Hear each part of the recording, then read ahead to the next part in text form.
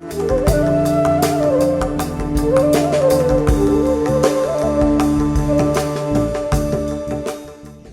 ஸ்ரீ குருப்பியோ நமக. தி ஹிந்து தமிழ் இணையதள நேயர்களுக்கு வணக்கம்.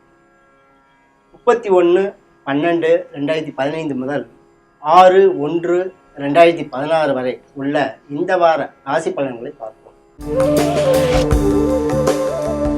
மேஷராசி நேயர்களே, உங்கள் ராசிக்கு அதிபதி 7இல் அமர்ந்து உங்கள் ராசியை பார்ப்பதால் அந்தஸ்தும் மதிப்பும் உயரும்.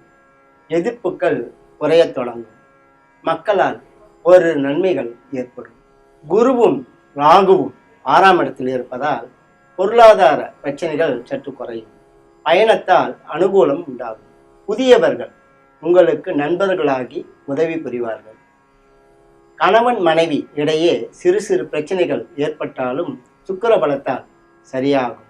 குடும்ப நலம் சீராகவே இருந்து வரும். 8இல் உள்ள சனிக்கு பிரீதி பரிகாரங்களை செய்து கொள்வது நல்லது.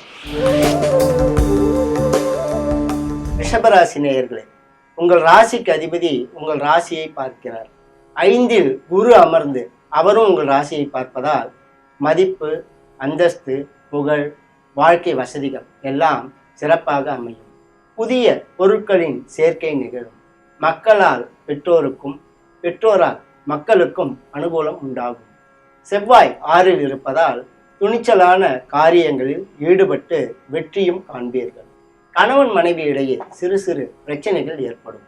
தந்தை நலனில் கவனம் செலுத்தி வருவது நல்லது. சூரியனுக்கு பிரீதியாக சூரிய பகவானை காலை வேளையில் வழிபட்டு வருவது நல்லது.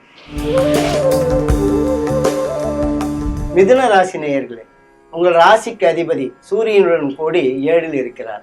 இதனால் உங்கள் அறிவாற்றல் பளிச்சிடும். தொழில்நுட்ப திறமை அதிகமாகும். எடுத்த காரியங்களில் வெற்றி பெறுவீர்கள். நல்லதொரு தகவல் வார முன்பகுதியில் வந்து சேரும்.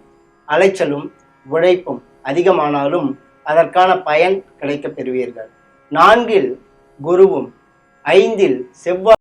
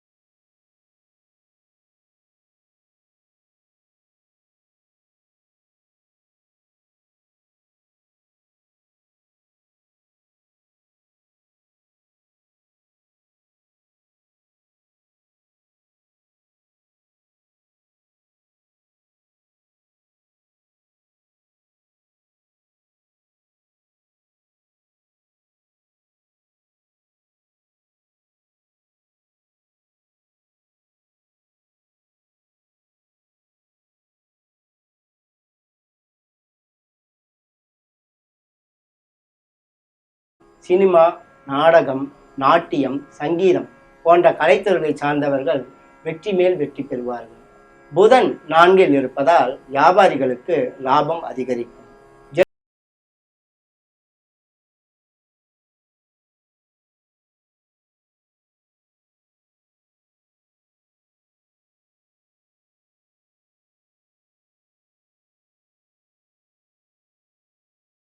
தவிர்ப்பது அவசியமாகும். ராகு, கேது, செவ்வாய் ஆகியோருக்கு பிரீதி பரிகாரங்களை செய்து கொள்வது நல்லது. துலா ராசி நேயர்களே, உங்கள் ராசிக்கு அதிபதி 2இல் வலுத்திருக்கிறார். குரு 12இல் இருக்கிறார். இதனால் அக்கம் பக்கத்தில் உள்ளவர்களால் அனுகூலம் உண்டாகும். ஜென்ம ராசியில் செவ்வாய் இருப்பதால் எதிலும் அவசரப்படாமல் நிதானமாக ஈடுபடுவது நல்லது. அதன் மூலம் விபத்துக்களுக்கு ஆளாகாமல் தப்பலாம். வீண் விரயங்களை தவிர்ப்பது நல்லது. பெரியவர்களின் மனம் குளிரும்படி நடப்பது அவசியமாகும். பொருளாதார நிலை வார பின்பகுதியில் சற்று அதிகரிக்கும். அரசியல், நிர்வாகம் போன்ற துறைகளை சார்ந்தவர்களுக்கு வெற்றி வாய்ப்புகள் அதிகமாகும். குரு பிரீதி செய்து கொள்வது நல்லது. ராகுவுக்காக துர்க்கையை தொடர்ந்து வழிபட்டு வரவும். விருச்சிக ராசி நேயர்கள், உங்கள் ராசியிலேயே சுக்கிரன் உலவுகிறார். 7ஆம் இடத்தை 7ஆம் வீட்டோன் பார்ப்பதால் கணவன் மனைவி உறவு நிலை சீராக இருந்து வரும். வார முன்பகுதியில் முக்கியமான ஓரிரு காரியங்கள் நிறைவேறும். ஆதாயம் பல வழிகளில் வந்து சேரும். 11இல் குருவும் ராகும் இருப்பதால் புனிதமான பயணம் மேற்கொள்ள சந்தர்ப்பம் கூடி வரும். வார பின்பகுதியில் எதிர்பாராத செலவுகள் ஏற்படும். உடன் பிறந்தவர்களால் சிறு சிறு சங்கடங்கள் உண்டாகும். பக்குவமாக சமாளிப்பது நல்லது. முருகனை தொடர்ந்து வழிபடவும். தனுசு ராசி நேயர்களே, உங்கள் ராசிக்கு 10ஆம் இடத்தில் ராகு உலவுகிறார். 11இல் செவ்வாய் இருப்பது மிகவும் சிறப்பாகும். இதனால் மனத்தில் துணிவும் தன்னம்பிக்கையும் அதிகரிக்கும். எடுத்த காரியங்களில் எப்பாடுபட்டாவது வெற்றி பெறுவீர்கள். வார பின்பகுதியில் எதிர்பாராத செலவுகள் ஏற்படும். வாழ்க்கை வசதிகளை பெருக்கிக் கொள்ள சந்தர்ப்பம் கூடி வரும். சூரியனும் புதனும் உங்கள் ஜென்ம ராசியில் இருப்பதால் மதிப்புக்கும் அந்தஸ்துக்கும் குறைவு இராது. அரசு சம்பந்தமான காரியங்களில் வெற்றி கிடைக்கும். நிலபுலங்கள் லாபம் தரும். இயந்திர பணியாளர்களுக்கு வார நடுப்பகுதியில் ஆதாயம் கூடும். 12இல் உலவும் சனிக்கு பிரீதி பரிகாரங்களை செய்து கொள்வது அவசியமாகும். மகர ராசி நேயர்களே, உங்கள் ராசிக்கு அதிபதி சனி பகவான் 11ஆம் இடத்தில் அமர்ந்து உங்கள் ராசியை பார்க்கிறார். 9இல் உள்ள குருவும் உங்கள் ராசியை பார்ப்பதால் அந்தஸ்து, புகழ், வாழ்க்கை வசதிகள் யாவும் இப்பொழுது கூடும். வார ஆரம்பம் சுமாராக இருந்தாலும் வார பின்பகுதியில் விசேடமான நன்மைகள் உண்டாகும். எடுத்த காரியங்களில் வெற்றி பெறுவீர்கள். போட்டி பந்தயங்களில், வழக்கு யாஜ்யங்களில் கூட வெற்றி கிடைக்கும். பொருளாதார நிலை திருப்திகரமாக இருந்து வரும். எதிர்பாராத திடீர் அதிர்ஷ்ட வாய்ப்புகளும் கூடி வரும். கலைத்துறைகளை சார்ந்தவர்களுக்கு வெற்றி வாய்ப்புகள் அதிகரிக்கும். 12இல் சூரியனும் புதனும் இருப்பதால் கண், கால் சம்பந்தமான உபாதைகள் சிலருக்கு ஏற்படும். என்றாலும் ராசிநாதனும் குருவும் ராசியை பார்ப்பதால் பெரிய அளவுக்கு எந்த பிரச்சனைகளும் ஏற்படாமல் இருக்கும். சூரியன், புதன் ஆகியோருக்கு பிரீதி பரிகாரங்களை செய்து கொள்வது நல்லது. கும்பராசி நேயர்களே, உங்கள் ராசிக்கு அதிபதி சுக்கிரனுடன் கூடி 10ஆம் இடத்தில் இருப்பது விசேடமாகும். 11இல் சூரியனும் புதனும் சஞ்சரிப்பதும் அனுகூலமாகும். இதனால் எதிர்ப்புகள் விலகும். எடுத்த காரியங்களில் வெற்றி கிடைக்கும். தொலைதூர பயணத்தின் மூலம் அனுகூலம் உண்டாகும். ஒன்றுக்கு மேற்பட்ட இனங்களில் ஈடுபட்டு ஆதாயம் பெறுவீர்கள். அரசாங்கம் மூலம் அனுகூலம் உண்டாகும்.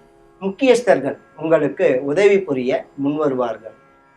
8இல் குருவும் ராகுவும் உலவுவதால் குறிப்பிட்ட கிரகங்களுக்கு பிரீதி பரிகாரங்களை செய்து கொள்வது அவசியமாகும். மீனராசி நேயர்களே, உங்கள் ராசிக்கு அதிபதி குரு 7இல் அமர்ந்து உங்கள் ராசியை பார்க்கிறார். 9இல் சுக்கிரன் இருப்பதும் விசேடமாகும். 10இல் சூரியன், புதன் ஆகியோர் உலவுகிறார்கள். இதனால் எடுத்த காரியங்களில் வெற்றி காண சந்தர்ப்பம் கூடி வரும். பொருளாதார நிலை திருப்திகரமாக இருந்து வரும். எதிர்ப்புகள் அடங்கி இருக்கும். நல்லவர்கள், வல்லவர்கள் ஆகியோரது ஆதரவு கிடைக்கும். வார பின்பகுதியில் சிறு சங்கடம் ஏற்படும். 8இல் செவ்வாய் இருப்பதால் சிறு விபத்துக்கு ஆட்படவும் நேரலாம். எக்காரியத்திலும் பதற்றப்படாமல் நிதானமாக ஈடுபடுவது நல்லது. தந்தையால் அளவோடு அனுகூலம் உண்டாகும். கலைத்துறைகளை சார்ந்தவர்களுக்கு வெற்றிகள் குவியும். ராகு, கேது, செவ்வாய் ஆகியோருக்கு பிரீதி பரிகாரங்களை செய்து கொள்வது அவசியமாகும். மொத்தத்தில் இந்த வாரம் கடகம், தனுசு, மகரம் ஆகிய ராசிக்காரர்களுக்கு மிகச்சிறப்பான வாரமாக அமையும். இதர ராசிக்காரர்கள் அவரவர்களுக்கு சொல்லப்பட்டுள்ள பிரீதி பரிகாரங்களை முறைப்படி செய்வதன் மூலம் சங்கடங்களை குறைத்து கொள்ளலாம், நன்மைகளை பெருக்கிக் கொள்ளலாம். இனி அடுத்த வாரம் சந்திப்போம். வணக்கம்.